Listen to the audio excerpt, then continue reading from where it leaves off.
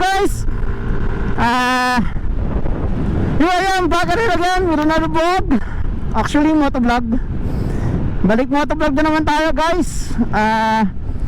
This one is test ride lang ng motovlog. Kasi nandyan naman sa title kung bakit ako nag-motovlog ngayon. Dahil may bago akong vlogging setup. 1, 2, 3, 4. So test ride ko lang ito. Pupunta ako ng Caliraya. Alam ko nakita nyo na doon sa isa kong motovlog, pero para ma-test ride lang tong setup ng vlogging ko, punta tayo ng Caliraya. Kasi baka buti pa ako ng ulan. Mahigit maaraw-araw doon. A few moments later. Regular 100.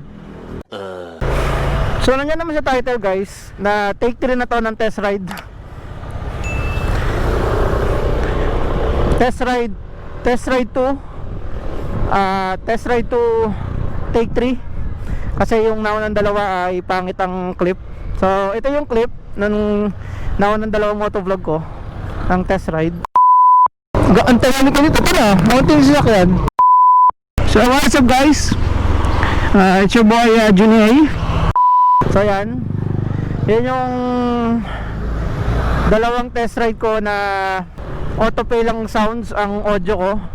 Kasi yun nga, tinetest ride ko to hindi dahil dito sa camera, kundi dito sa buong setup ng camera na may kasama ng audio. Kasi recently dahil sa dumating na rin yung mic adapter ko, so tinetest ride ko. Well, unfortunately pangit yung naunang dalawang test ride. Parehas pa namang malayo-layo yung ride nun. So ito yung isa ko pang setup, ibang settings ng camera, at saka yung iba yung pagkakalagay ng mic sa helmet, para makita ko kung magbabago man siya o ano man. Kadal nga sabi ko kanina, Caliraya lang tayo. Yung last motovlog ko sa Caliraya kasi hindi naman natuloy eh. Parang hindi ako nakadiretso doon sa tabing lawa talaga. So ngayon ko kayo dadalhin doon kasi maluwag-luwag ng checkpoint. Hindi na masyadong nagkakaroon ng naghaharang doon. Hindi na ganun kahigpit. So I hope guys ma-enjoy nyo itong short ride natin. So punta lang tayo doon sa Caliraya. Kaya tinetesting ko din naman tong audio para malaman ko kung paano magiging maganda ang quality ng audio. Kasi nakita nyo naman dun sa naunang dalawang test ride, yung take 1 and 2, pangit yung quality ng audio. So hindi ko malaman kung paano babaguhin. Kasi nalilito na ako eh. Hindi ko makuha yung setting. Hindi naman ako nakapanood ng video sa YouTube kung paano yung ginagawa nila. Hindi ko alam kung kaya siyang dalihin sa editing, pero malalaman ko pa. Pero ito na rin yung gagawin kong pinaka vlog number ano ba? Ito na yung gagawin kong pinaka vlog nung itong test ride, para lang ma-testing ko yung pinaka audio. Kasi yun ako ng dalawa, parehas lang pwesto ng mic dito sa helmet. Well, this time itong isa parang tinaas ko siya ng konti kasi baka nakaka-apekto yung hangin, kaya pumapangit yung audio quality. So para malaman ko din kung nasa position ba ng mic yun, or sa setting ng camera, or kung ano man.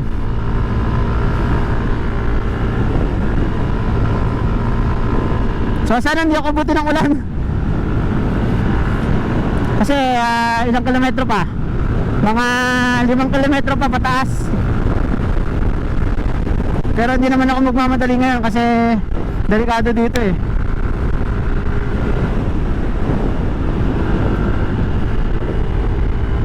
Medyo delikado dito sa lugar na to actually. Napunta lang ako dito minsan pagka gusto kong maglibang.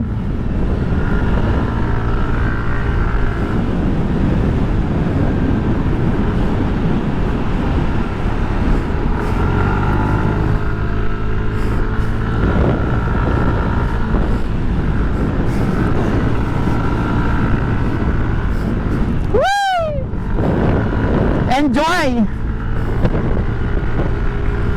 Woohoo!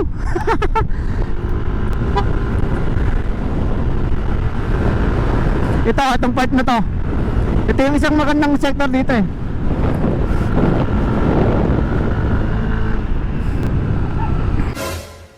Oh, si Wilson! Inaaway nila si Wilson!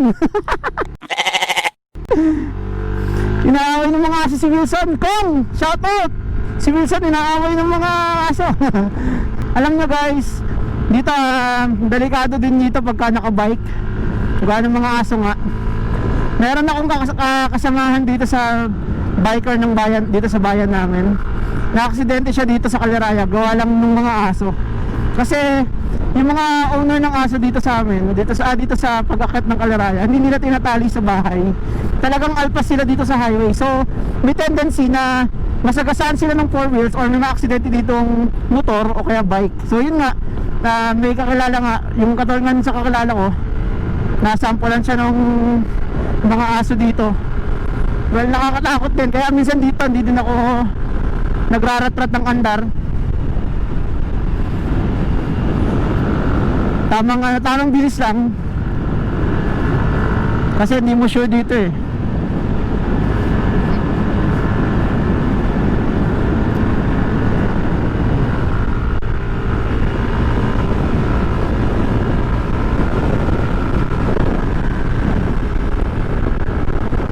Sabi ko pa naman, pag ako magpa-practice ng Baguio ride, dito ako pupunta. Talagang dito ako makakapag-practice talaga ng pag mga mountains na. Ayan, katulad nyo ng mga aso.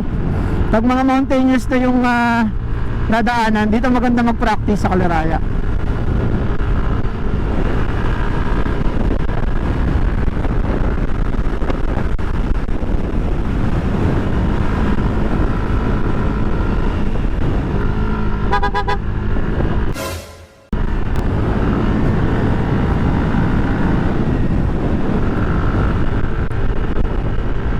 Parang yung iba na tayo lang dito para mag-picture, hindi para mag-jogging talaga.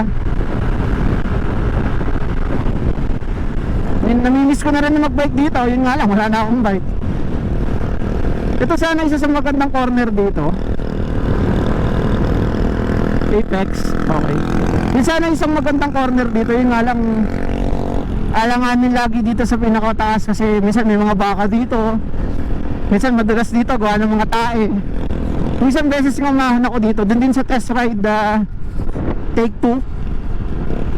Ay ang baho dito talaga, as in amoy mo yung baho niya. Gawa ng mga tae ng baka. Grabe. So ito yung last stop tinigilan ko noon. Ngayon makakadiretso na tayo. Medyo maluwag na ang dito eh, ang checkpoint. So maganda dito guys, pag hindi kayo mga taga dito sa malapit, napadayo kayo dito sa Laguna, isa to I suggest na puntahan ninyo itong Caliraya Lake.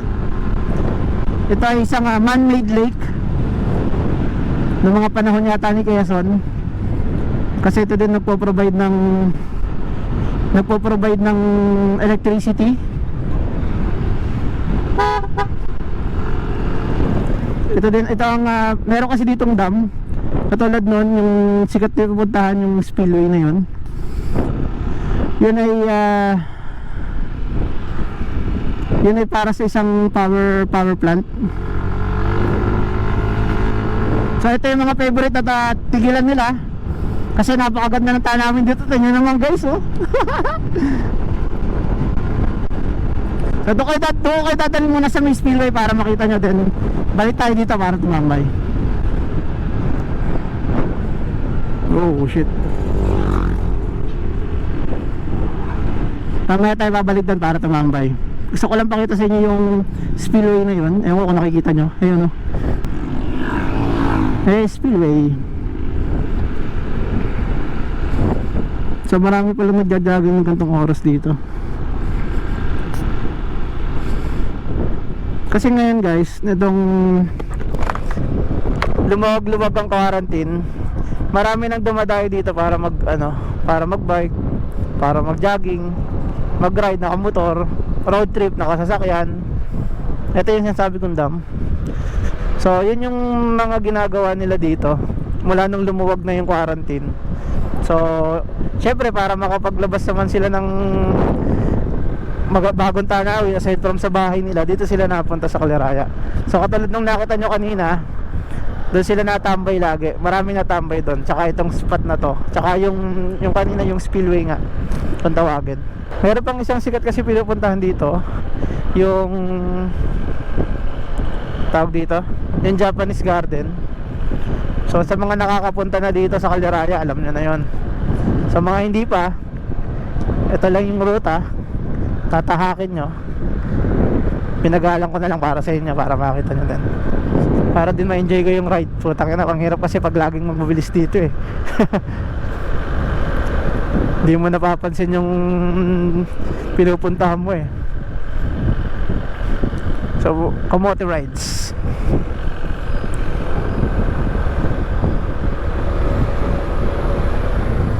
Bukas na ba Japanese? Last time kasi hindi pa siya bukas na siya. Namatanggap na sila ng guest. Last time kasi hindi eh. So dito na tayo sa Japanese Garden. Tsaka ako nakitutour dyan. Hop. Oh, hindi pa pala bukas. Sarado pa rin pala.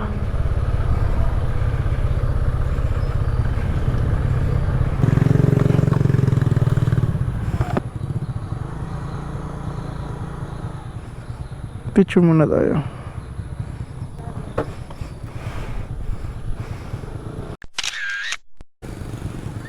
So cut ko muna tong video para makita ko yung quality kung okay.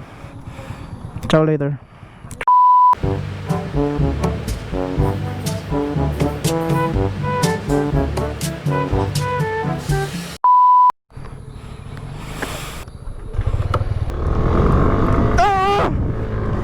Maganda naman yung audio quality set. Nakakatawa.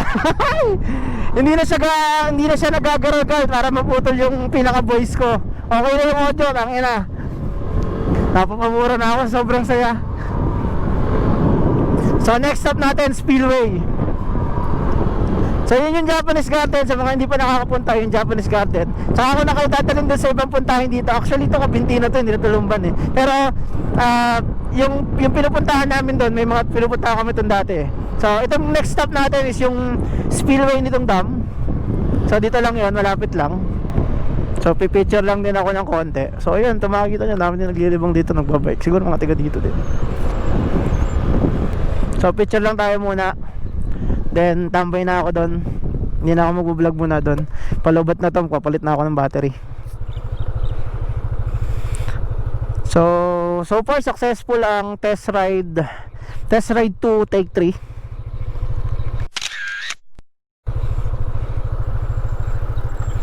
Hi sa video. So yan yung Spillway guys. Sa mga gusto magpunta dito para sa photo op, maganda dyan. Actually napunta dito yung iba para mag pre-up. Dito sila nadayo talaga sa Caliraya. Dito lang yan, sa Spillway, Japanese Garden. Tapos dito lang din sa Karsada. Kasi napakaganda lang siya. Tignan nyo naman. Tignan nyo guys. Di ba? Ang ganda ng itsura. Ang ganda ng Karsada. Yung nakikita na akong pre-up, dito sila talaga nagpipicture eh. Yung spot na yon, yung sa may Spillway, doon sa may Rebulto, tapos Japanese Garden. Tsaka pala dito sa may, ito nga may magandang view dito. So cut ko ulit yung video dito, tapos tatambay lang ako saglit. Kasi matagal ko nang gustong gawin to, yung magtumambay dito sa taas nang mag-isa, mag-unwind. Hindi naman maglalabas sa sama na loob, pero mag-unwind na lang yan para ma-relax naman sarili ko. So tatambay muna tayo saglit dito. Yan, may spot na tayo.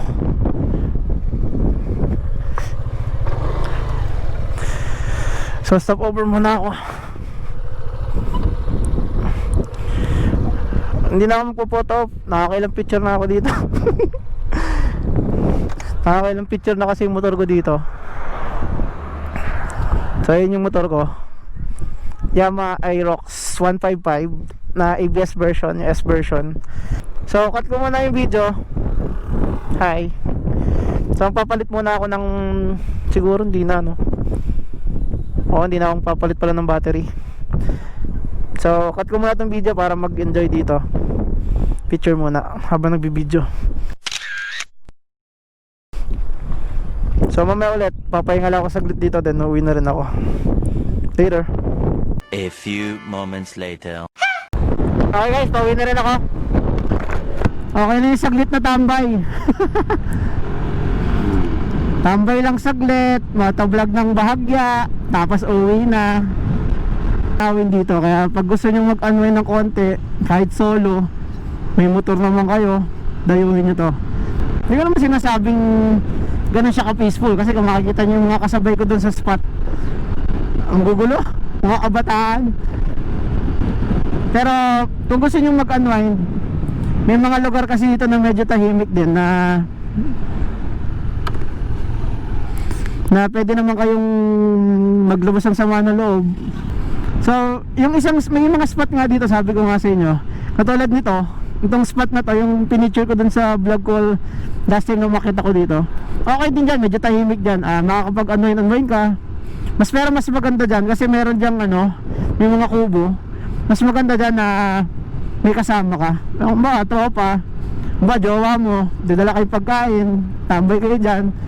So maganda yung spot na yun, tabing lake din, tapos maraming coconut trees na nakaka-refresh din ng utak, nakaka-relax.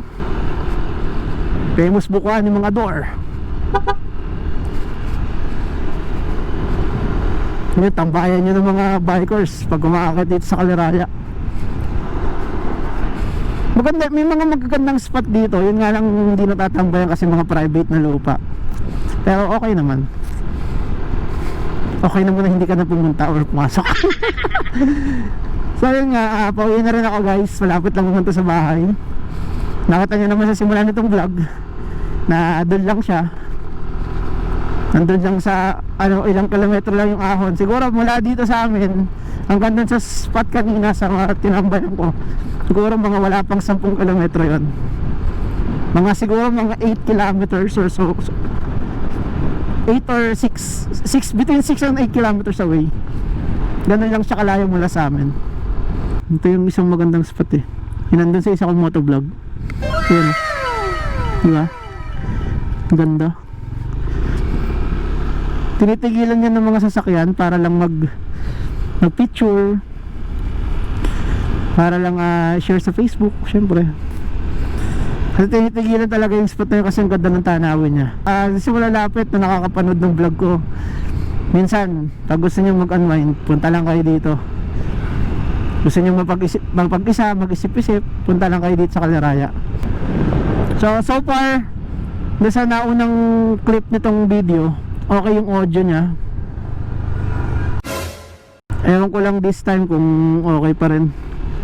Sana para malaman ko kung ito na yung simula ng good quality audio ng motovlog ko. Ang tagal kong hinihintay maging ganito. Kasi kung maaalala niyo yung test ride, yung sinabi ko sa test ride, ito yun. Yung audio, alam ko wala masyadong audio kasi wala akong mic. Yung specialist mic nila, yung parang maliit na mic na nilalagay nila sa loob ng helmet.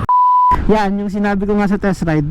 Ngayon kasi nakaset up na yung helmet ko. Meron na siyang maliit na mic, tapos action camera. Then yung action camera ko, nalagyan ko na siya ng mic adapter. Kaya may audio ng maganda-ganda itong motovlog ko. By the way, speaking of audio, dahil audio naman yung tinetesting ko dito sa motovlog na to, big shout out sa The Outdoor Grind PH. Dahil sa kanilang pagpapareserve ng mic adapter, doon ko nakita yung opportunity ko na magkaroon na ng magandang audio quality ang motovlog. So dahil sa kanila, maraming salamat sa The Outdoor Grind PH dahil nagkaroon ng door opening ng good sound quality yung audio ko ng motovlog ko. So big shout out, and hopefully madayo ko sila. Wala daw silang physical shop pero gusto ko silang dayuhin doon sa Maynila. Pagka maganda yung quality ng audio nung naunang clip tsaka itong clip na to, ito na, nakikita nyo na yung vlog. Pero pag yung unang clip lang, sa ibang vlog nyo na makikita. That's it for this vlog, guys. Don't forget to like, share, and subscribe to my channel. This is Juni A. Out. Ciao.